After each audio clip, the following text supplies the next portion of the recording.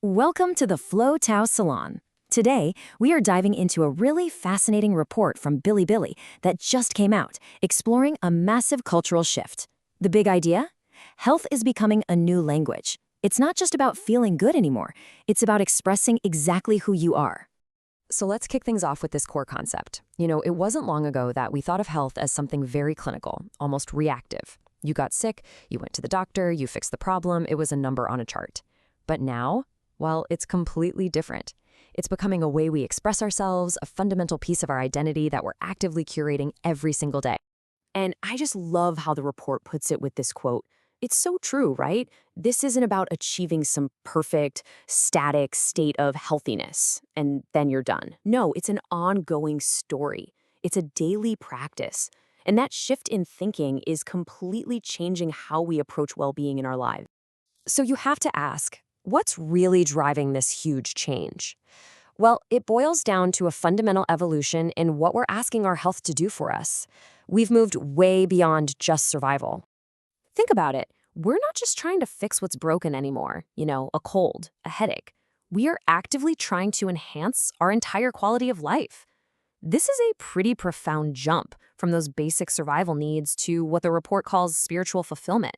We're chasing goals like digestive comfort and, maybe most importantly, peace of mind. And this data just brings it all into focus. Look at this. For the post-90s generation, the #1 health concern is not some traditional illness. It's emotional management. I mean, wow. Right behind that, our body image and sleep, it's just crystal clear that the focus has pivoted to a much more holistic, mental, and emotional sense of well-being. Okay, so this evolution has led to something really interesting, the rise of what the report calls the 7 health tribes. And these are totally new ways of thinking about consumers that go way beyond the old school methods. These tribes, they aren't defined by the usual stuff like age or how much money you make. Nope, they're defined by shared values, what motivates them, and the unique ways they each make well-being a part of their lifestyle. So to really get a feel for this, let's zoom in on a couple of really different examples.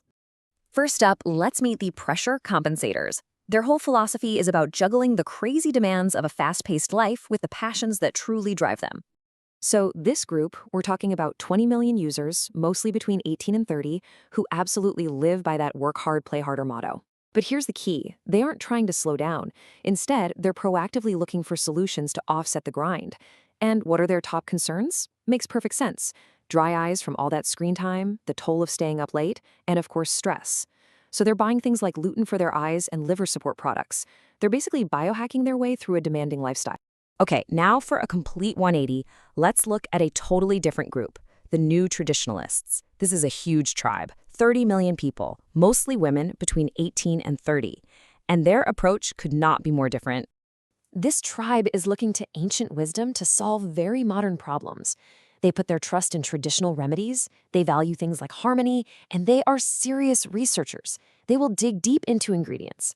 And their health concerns are really rooted in these traditional concepts, like regulating qi and blood flow, which are seen as these vital life forces.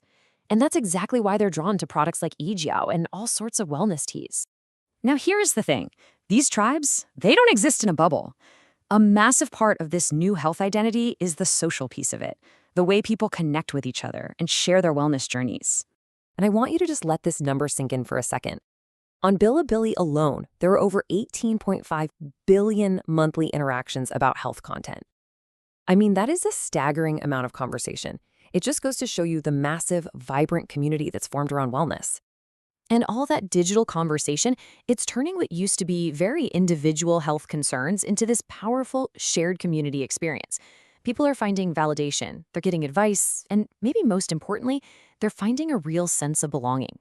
In this new world, peer support is becoming just as crucial as an expert's opinion.